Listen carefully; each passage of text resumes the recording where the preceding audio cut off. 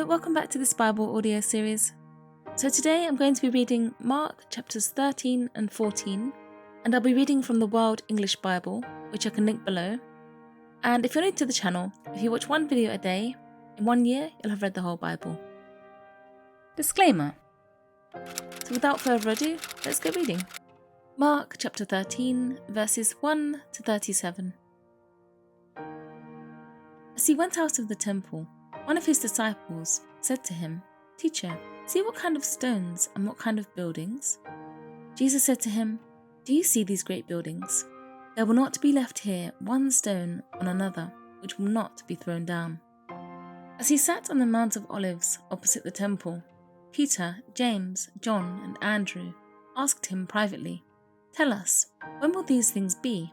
What is a sign that these things are all about to be fulfilled?"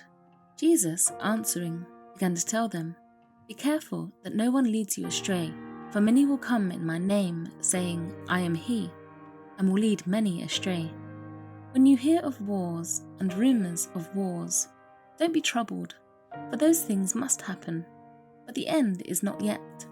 For nation will rise against nation, and kingdom against kingdom.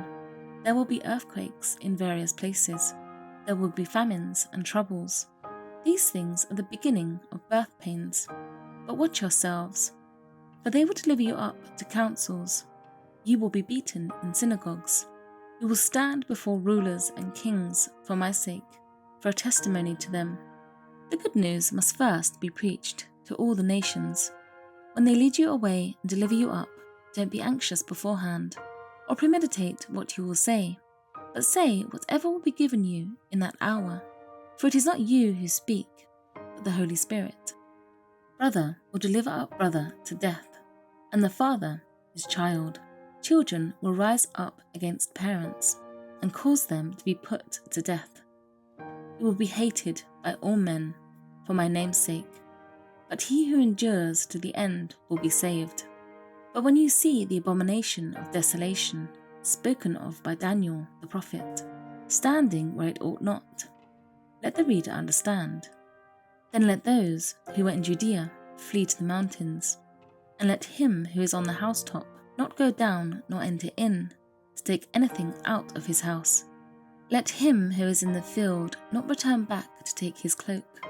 But woe to those who are with child, and to those who nurse babies in those days. Pray that your flight won't be in the winter, for in those days there will be oppression, such as there has not been the like from the beginning of creation, which God created until now, and never will be, unless the Lord has shortened the days. No flesh would have been saved, but for the sake of the chosen ones, whom he picked out, he shortened the days. Then if someone tells you, 'Look, here is the Christ,' or 'Look there,' don't believe it, for there will arise false Christs and false prophets, and will show signs and wonders that may lead astray, if possible, even the chosen ones. But you watch. Behold, I have told you all things beforehand. But in those days, after that oppression, the sun will be darkened, the moon will not give its light, the stars will be falling from the sky, and the powers that are in heaven will be shaken. Then they will see the Son of Man coming in clouds, with great power and glory. Then he will send out his angels, and will gather together his chosen ones from the four winds, from the ends of the earth to the ends of the sky. Now from the fig tree learn this parable. When the branch has now become tender, and produces its leaves, you know that the summer is near. Even so, you also, when you see these things coming to pass, know that it is near, at the doors. Most certainly I say to you, this generation will not pass away until all these things happen. Heaven and earth will pass away, but my words will not pass away. But of that day, or that hour, no one knows, not even the angels in heaven, nor the Son, but only the Father. Watch, keep alert, and pray, for you don't know when the time is. It is like a man travelling to another country, having left his house and given authority to his servants, and to each one his work, and also commanded the doorkeeper to keep watch. Watch therefore, for you don't know when the Lord of the house is coming, whether at evening, or at midnight, or when the rooster crows, or in the morning, lest coming suddenly he might find you sleeping. What I tell you all. Watch.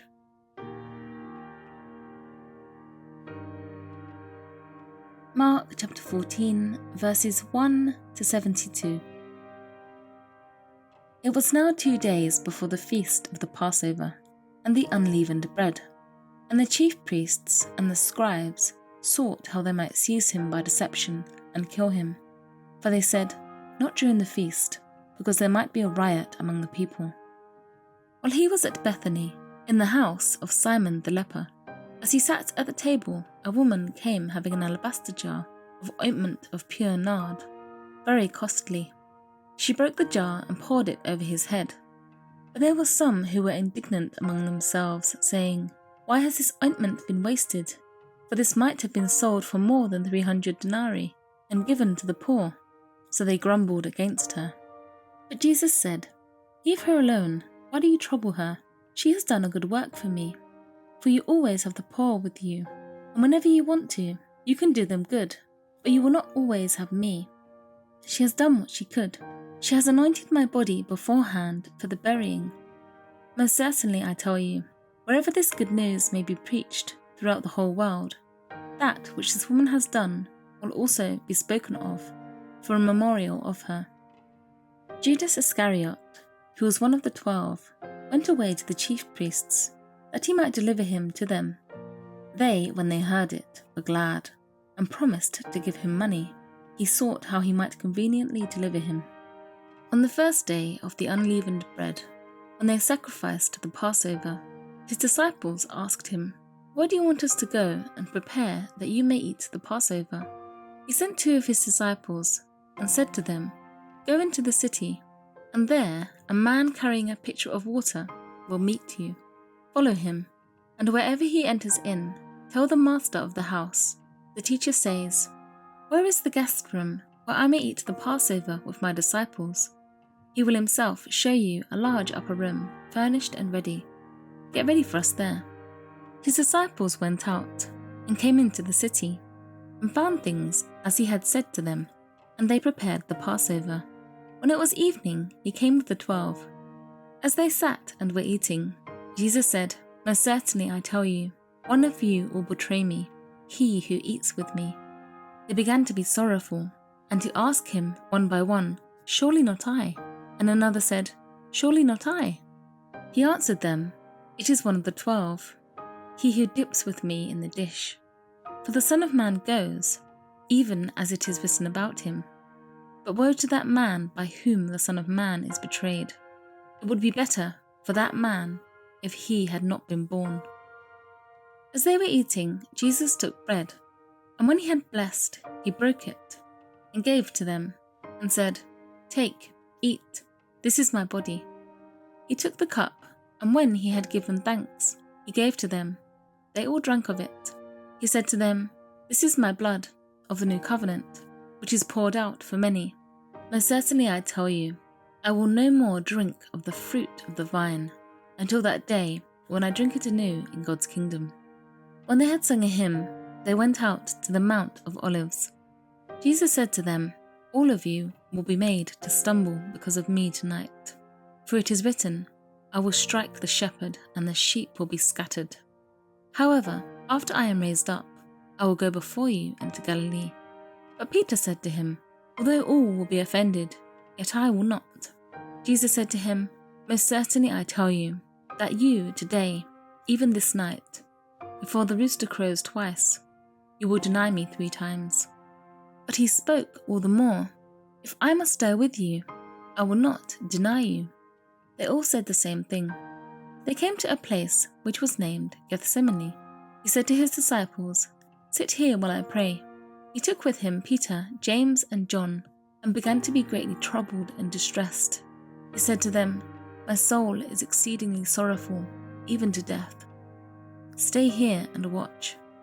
He went forward a little and fell on the ground, and prayed that, if it were possible, the hour might pass away from him. He said, "Abba, Father, all things are possible with you. Please remove this cup from me. However, not what I desire, but what you desire." He came and found them sleeping, and said to Peter, "Simon, are you sleeping? Couldn't you watch 1 hour? Watch and pray, that you may not enter into temptation. The spirit indeed is willing, but the flesh is weak." Again he went away and prayed, saying the same words. Again he returned and found them sleeping, for their eyes were very heavy, and they didn't know what to answer him. He came the third time and said to them, "Sleep on now, and take your rest. It is enough. The hour has come. Behold, the Son of Man is betrayed into the hands of sinners. Arise, let's get going. Behold, he who betrays me is at hand." Immediately, while he was still speaking, Judas, one of the 12, came, and with him a multitude with swords and clubs, from the chief priests, the scribes, and the elders. Now he who betrayed him had given them a sign, saying, "Whomever I will kiss, that is he. Seize him, and lead him away safely." When he had come, immediately he came to him and said, "Rabbi, Rabbi," and kissed him. They laid their hands on him and seized him. But a certain one of those who stood by drew his sword and struck the servant of the high priest and cut off his ear. Jesus answered them, "Have you come out, as against a robber, with swords and clubs, to seize me? I was daily with you in the temple teaching, and you didn't arrest me. But this is so that the scriptures might be fulfilled." They all left him and fled. A certain young man followed him, having a linen cloth thrown around him over his naked body. The young men grabbed him, but he left the linen cloth and fled from them naked. They led Jesus away to the high priest. All the chief priests, the elders, and the scribes came together with him. Peter had followed him from a distance, until he came into the court of the high priest. He was sitting with the officers and warming himself in the light of the fire. And the chief priests and the whole council sought witnesses against Jesus to put him to death, and found none. For many gave false testimony against him, and their testimony didn't agree with each other. Some stood up and gave false testimony against him, saying, "We heard him say, 'I will destroy this temple that is made with hands, and in 3 days I will build another made without hands.' Even so, the testimony didn't agree." The high priest stood up in the middle and asked Jesus, "Have you no answer? What is it which these testify against you?" But he stayed quiet and answered nothing. Again the high priest asked him, "Are you the Christ, the Son of the Blessed?" Jesus said, "I am. You will see the Son of Man sitting at the right hand of power and coming with the clouds of the sky." The high priest tore his clothes and said, "What further need have we of witnesses? You have heard the blasphemy. What do you think?" They all condemned him to be worthy of death. Some began to spit on him and to cover his face and to beat him with fists and tell him, "Prophesy." The officers struck him with the palms of their hands. As Peter was in the courtyard below, one of the maids of the high priest came, and seeing Peter warming himself, she looked at him and said, "You were also the Nazarene, Jesus." But he denied it, saying, "I neither know nor understand what you are saying." He went out on the porch, and the rooster crowed. The maid saw him and began again to tell those who stood by, "This is one of them." But he again denied it. After a little while, again, those who stood by said to Peter, "You truly are one of them, for you are a Galilean, and your speech shows it." But he began to curse and to swear, "I don't know this man of whom you speak." The rooster crowed the second time. Peter remembered the word, how that Jesus said to him, "Before the rooster crows twice, you will deny me 3 times." When he thought about that, he wept. So that's it for today. And anyway, so I hope you enjoyed that reading, and I will see you in tomorrow's video. Bye!